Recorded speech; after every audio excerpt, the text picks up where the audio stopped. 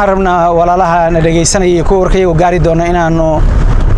u sheegno galabta halkan inaanu isugu nimid isimadii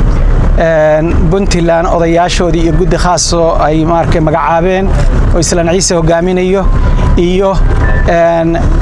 madax ka tirsan ciidamada ammaanka ee Puntland iyo murashaxiintii oo nambarkii ugu badnaa oo magaalada joogay Garowe iyo guddigii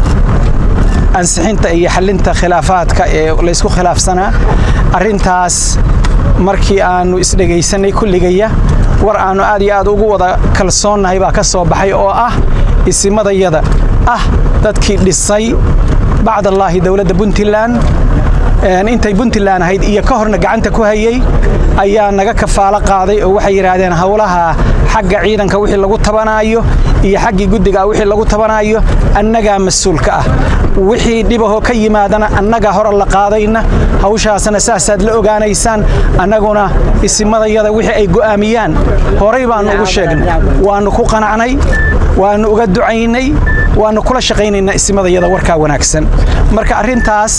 wanaageeda iyo dadtinimadeeda meelihii markay meel xil la gasho ragii ka shaqayn jiro isimadaha ayaa go'aan ka qaatay waxaan gaarsiinaynaa reer Puntland inay isimadoodana ku kalsoodana saan ugu kalsoonahay lana wada shaqayno dhamaantaya wixii qaladaada oo soo baxana la soo gudbiyo aynu wada saxno ina wada shaqayno baa naga go'aana kulligaya ila laga gaarayo doorashada hadii alla yiraahdo aad iyo aad baad u mahadsantihiin intaas bay ahayd kelimadayadu